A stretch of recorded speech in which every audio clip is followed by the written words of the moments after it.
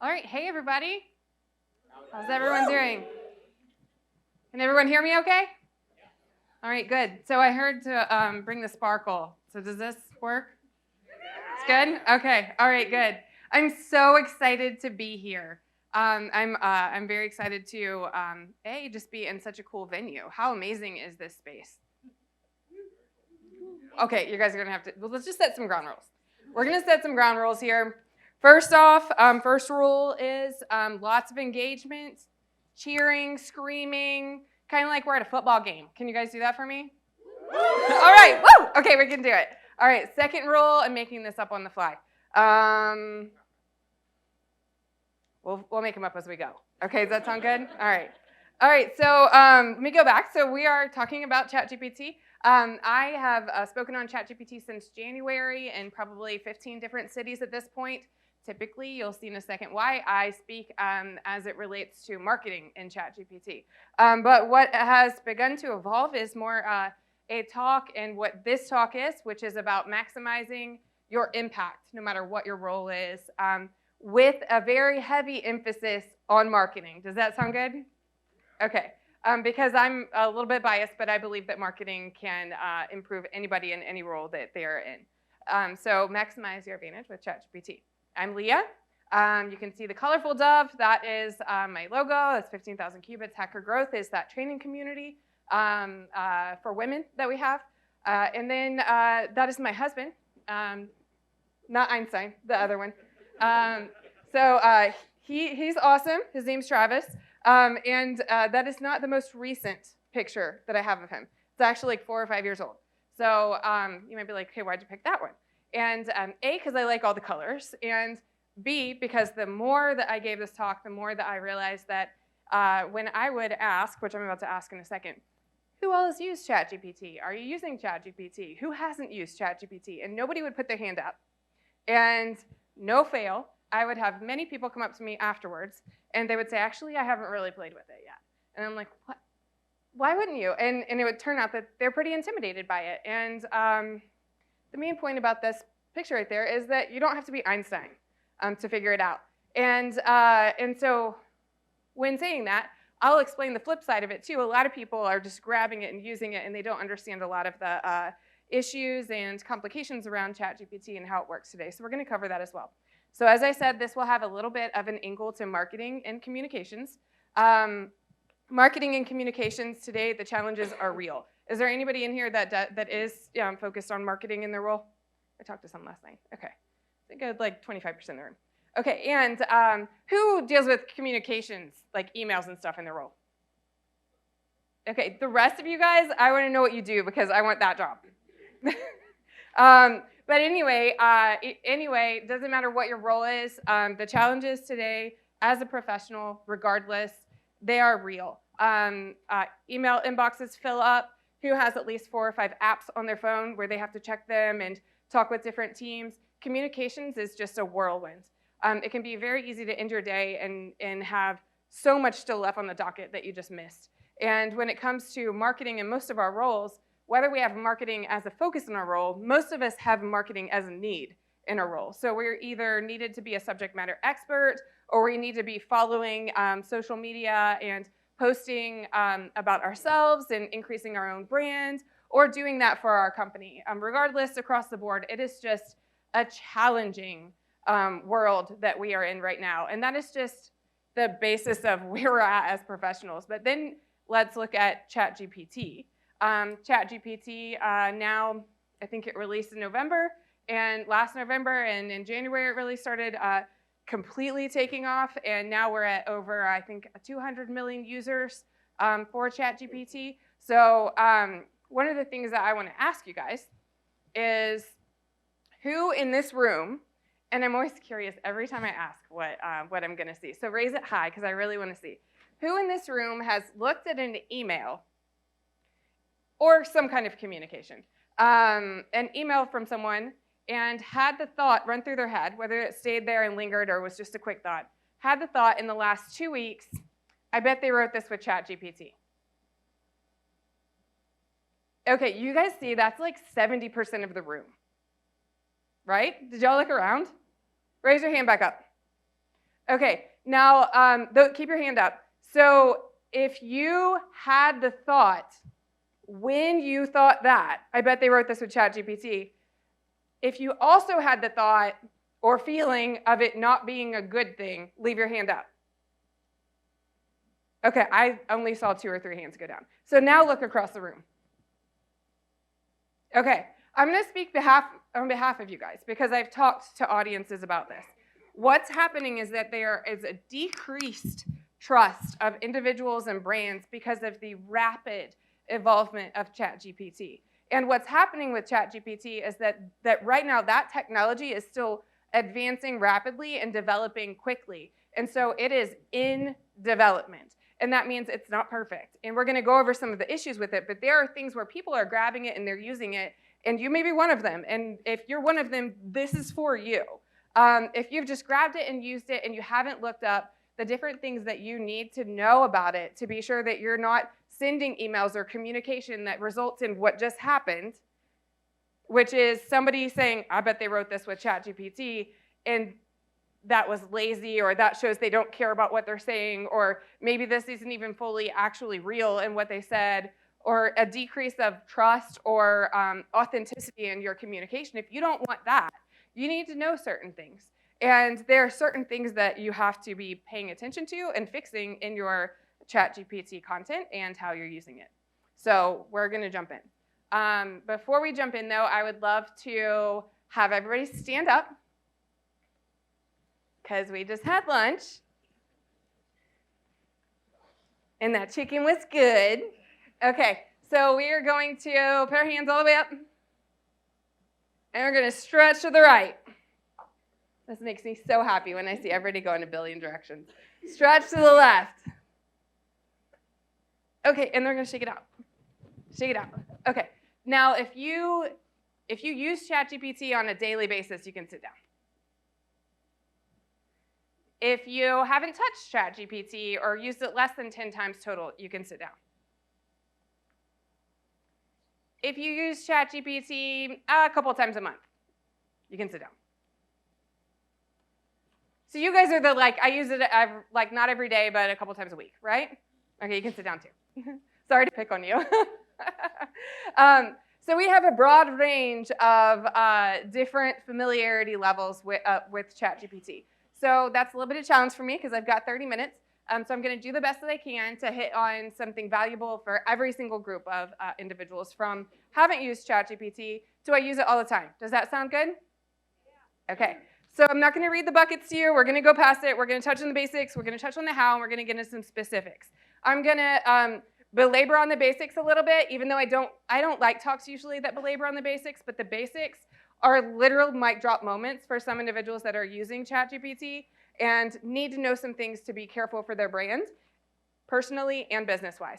And in the specifics, I'll go pretty quickly and actually go through the slides rather fast, explaining what they are, but leaving them as a resource for you. So I have a lot of prompts and different workflows that I've created with teams that I'm giving you in the talk. So ways that you can use ChatGPT. One of the things that I have found in my experience in talking probably 50 plus times on ChatGPT is that there is a consensus or kind of a stigma around ChatGPT for some, where they were so Googleified or used to search engines in Google that we tend to think about ChatGPT like it's Google. And so the first thing that I want to emphasize here is that ChatGPT is not Google. While it can give you information, if you are going to use it correctly, it's much more than Google. It is more like an assistant to you. It is something that you can converse with, talk with, it can learn you, and if you communicate with it correctly, which I'll teach you how I've taught, the workflow that I've taught to do it, if you communicate correctly with it, it can give you information exactly like you need it, and in a way that helps make you much more effective in whatever you're doing.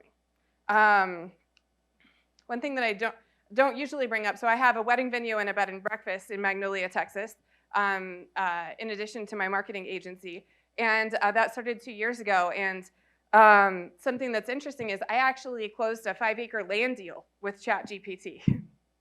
I also successfully got $2,000 back from a contractor that had ghosted me for 2 months in less than 5 days of ChatGPT helping me email with lawyer legalese. So there are many, many ways, I'm seeing some head nods, many ways that you can use ChatGPT. It can be the expert that you need that you don't want to pay. Because as a small business, I wasn't able to pay a lawyer to give me advice on how to write an intimidating legal sounding document or email to a contractor, but I went to ChatGPT and I got that advice and I got that email written and support with that. So all of those things, I encourage y'all, I'm gonna go pretty quick, I encourage you to go back to this talk and use the different pieces as tools to dive into ChatGPT. I will have been successful if you guys walk out of here and you're motivated, encouraged, and feel confident to either go deeper or go to ChatGPT for your role. So I know some of you know ChatGPT, but you don't know it a lot. So what I'm telling you is it's not Google, right? It's something that will communicate back and forth with you and critically think through what it's doing. So it's a large language model that's been trained on a ton of data, human text, and it's been trained how to think critically. That's the difference between it and Google. Granted, with Google, they are actually infusing AI into the top of the search results page now, and you'll see that up at the top. But we are specifically talking about ChatGPT. And that one's not quite as good. It's not at the place where ChatGPT is as this chat support tool. So I went to ChatGPT and I was like, hey, will you introduce yourself? And this is what I got. So are you guys going to be happy with me if I read this to you? Because I've got probably 20 minutes left, and that's going to be the rest of it. No, right?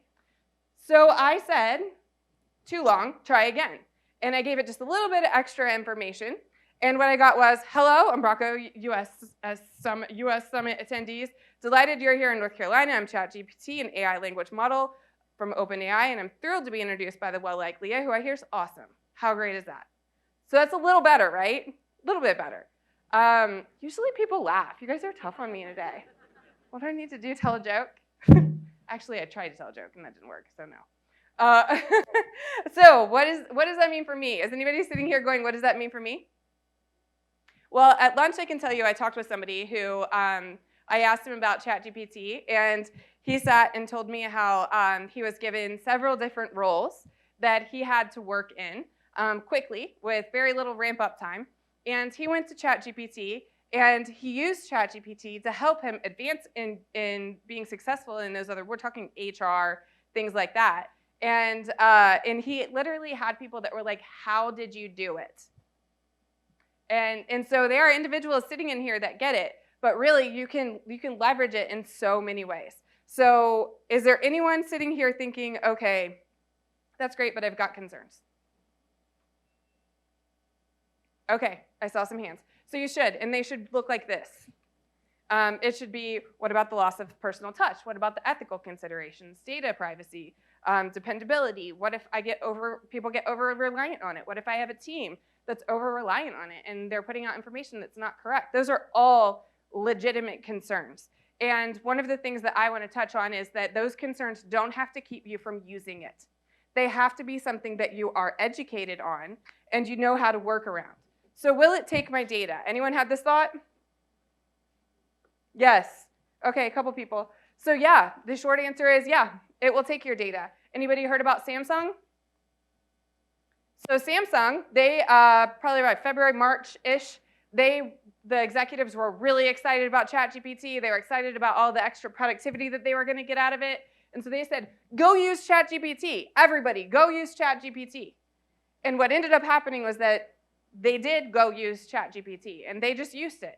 And they put proprietary code for the new products that we're launching into ChatGPT. And OpenAI has been very, very honest about the fact that anything that goes in ChatGPT is training data. And it is theirs. And they can do what they want to do with it. So when Samsung went to OpenAI and they said, we want our data back, what do you think OpenAI said? That's it. Exactly. So there should be some alarm bells going off in people's head. Yes? Right? I know there are managers and leaders in here. There are almost, if not now, almost 200 million users of ChatGPT. 70% of this room raised their hands and said they had the thought, I bet they wrote that with ChatGPT. You know why they had that thought? Because they're writing emails with ChatGPT, and because people are using ChatGPT. And so if you have team members that are not trained on this and don't have a proper mechanism of understanding what is and isn't okay and a rule or standard guideline for how to use ChatGPT, they're going to put everything in there. And I know in talking with quite a few individuals last night that we have agencies represented here. And think about what that means for not just your company's data and information, your client data and information. The exposure is serious. So it's very important that there are guidelines and standards.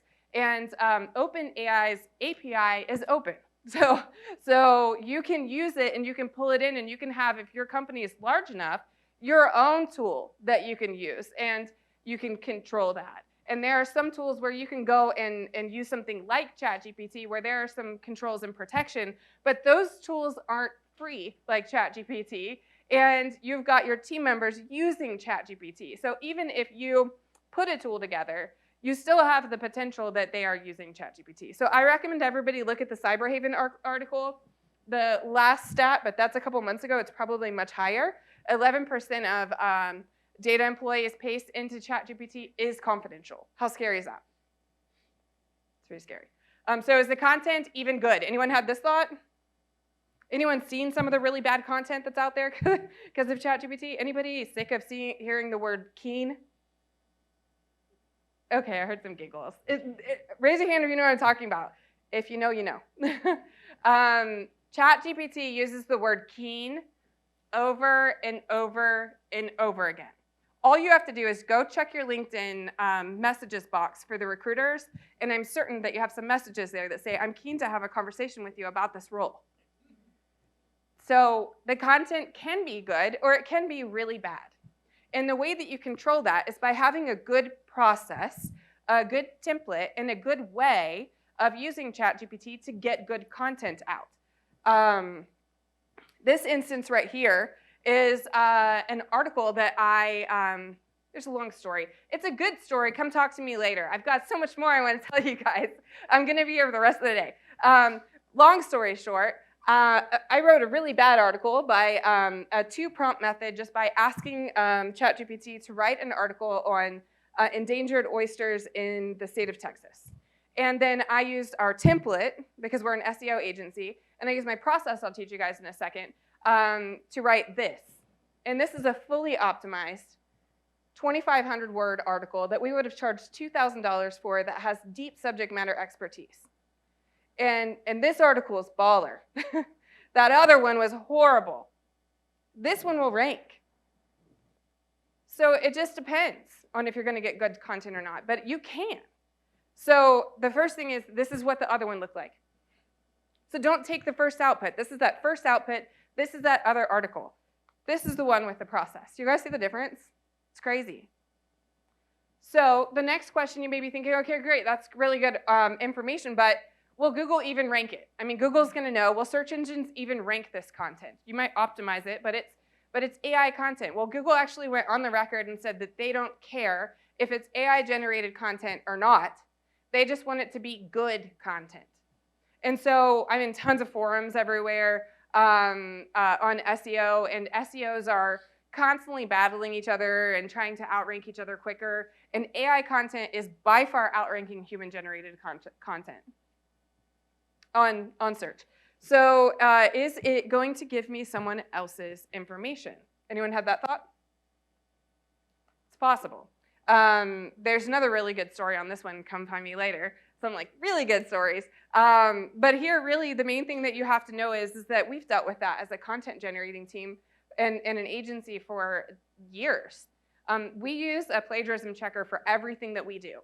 So if you use a plagiarism checker with ChatGPT, just like you should with a contract content writer, because you don't want to put plagiarized content out for your brand or for search, just use its plagiarism checker by Grammarly is a free one.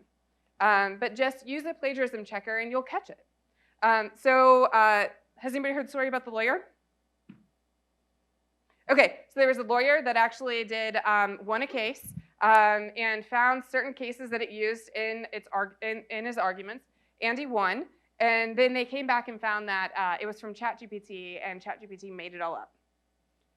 So they are completely changing the legal industry because of this, and every other industry is also changing as well.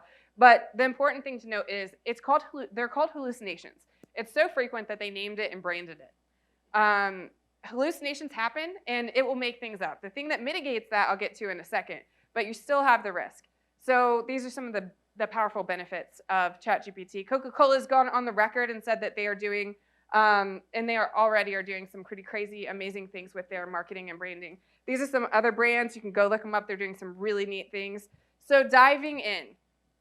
Most important thing, don't be intimidated. Second, most important thing is don't be overconfident. The rest, just kind of basics. A lot of people know this by now. The data is up to 2021. It's not past 2021. They had a plugin. Now they've advanced it so that it can browse the internet a little bit. It's still very poor at doing it. So when you use the function to browse the internet, it will, but it's not gonna work as well as it does when it's not browsing the internet. So when you're using ChatGPT on its base level, the data is just up to 2021. So you can't go and say, hey, write me an article about what Kim Kardashian wore yesterday. You need to know the basics, and you need to know how to use the tool effectively. So free versus paid, I highly recommend that everyone uses paid. And the reason why is because they're two totally different brains. They gave the bar to 3.5, which is the free version. It scored in the bottom 10% of taking the bar. They gave it to 4.0. It scored in the top 10% against humans taking the bar. Vast difference in level of intelligence and critical thinking. My team actually begged me to get them paid accounts because I was getting much better results with my work than they were. And they were like, it's not fair. And it made sense for me to do it. So I highly recommend that. Some tips in navigating the platform. Over here on the black box, that's probably familiar to everyone. That's the navigation that you see on the left. Just some power tips to help you be more effective quickly. This is months of learning for me that it took. So on the black box where you see the pencil where it says label well. So who knows that you can go back into conversations? Okay, less than half the room. So those of you that don't know that, that's a powerful thing to know. You have a conversation, and then who knew that you could label them? Awesome. So what I recommend is have the conversation, work through the issue, work through whatever it is that you want, and then label it so you can go back into it. That's how I actually got that money back from that contractor, was that I actually just fed ChatGPT what that individual said to me, and I had it continue to advise me over the course of a week, and then I got our money back. So use those conversations as chat conversations that you're going back into, but use it strategically for your brand or your voice or for whatever the situation is in how you're using ChatGPT. And then these are some other things that are just important to know in using it. Just controlling it and speaking to it in a way that is consistent with what it is, right? So you can stop it, you can restart it, you can tell it to change, and when you tell it to change, give it some context. I'm going to blow past this one, but these are some different prompting terms where you can use ChatGPT to go dive deeper into these. And I got word that you guys are going to get the slides. So I see everyone taking pictures, and that's good, so you can look at it. I don't know how long it'll take to get the slides, but I believe you guys will get the slides. So there's a lot that you can get from the slides after the fact using these as prompting tools. So define, constrain, and be specific. So those are the three things that you want to do. When you're defining how it is speaking, you're telling it what it is, who it is, and who it's speaking on behalf. So if I want it to write a social media post for me, I will say something like this. You're Leah Faul, 40 under 40 winner, XYZ. This is what you're saying. And it critically thinks, right? So I'm feeding it context and information so that it can feed that into the voice. And I'll tell it, I want you to intuitively use the information that I told you to speak like me. And then those are the other points that you want to do as well. You want to put in like the tone and the style in which it's going to write. This is just a little fun thing where you can actually give it different individuals that it can write in the voice of. And then if you guys want, I'll have my email at the end, but I have a list of over 100 different tone descriptors that are really good descriptors to put in because ChatGPT changes. You can say sad and you can say depressed, and you'll get two totally different things from it. So there are power words that I've found in using that you can get more powerful, stronger content from. Constraining it, Hemingway, who's familiar with Hemingway? Hemingway adjusts content so that it's scannable and written in alignment with Google's EAT algorithm. So Hemingway is a tool that has certain rules. It's an AI tool. It's been around for quite a while.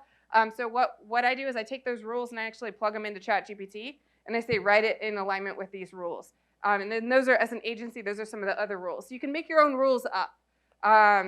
You want to ask it to give you reference links when you first have it write something for you.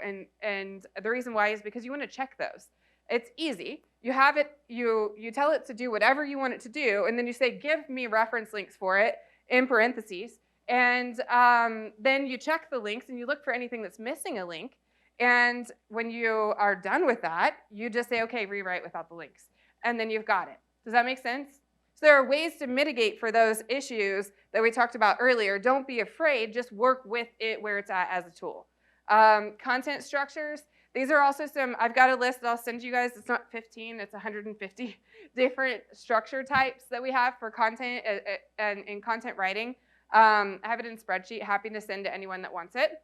And then I'm just gonna blow past these so that you guys can have them and know that they're there to go back into. So using outlines. This is an outline for writing an article in ChatGPT that you can copy and paste in to get an output like what I showed you earlier.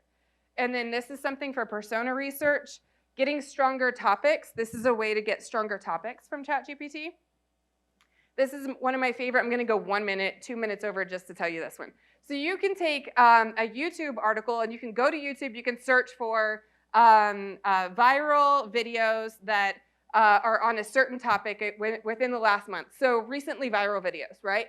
You take a link to that, you go to youtubetranscribe.com, you get the transcription, you paste that into ChatGPT, and you ask it to give you new topics for articles or for social media. It's how you get relevant, new, hot topics, and it's super fast, and it's a tremendous hack that my agency uses all the time.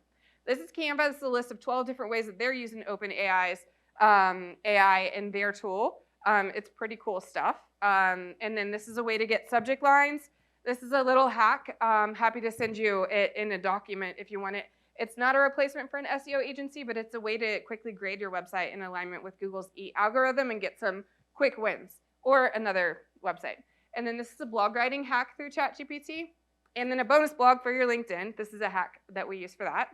And then these are some things that you can do for LinkedIn from ChatGPT. And then if you are not familiar with Jasper and Surfer, SEO Surfer, are two tools that we use that use open, they have actually been around for a while, and they integrate together and use OpenAI's AI, and they actually dynamically crawl the search engine results page and look for your primary keyword, and then they tell you how many words your article needs. If you see where the 57 up there, so that's actually dynamically grading a piece of content that's being written by AI to tell you if it is scored to rank well. And SEOs are using this integration of technology to rank stuff within a day. So it's pretty phenomenal stuff. So in summary, in 5 days there were 1 million users in ChatGPT. Now we're upwards close to 200 million users in ChatGPT. You can use it in so many ways. The question is, are you on board and are you doing it? And if you are, I'd love to talk to you guys about it later. Come find me. I'll be here for the rest of the day.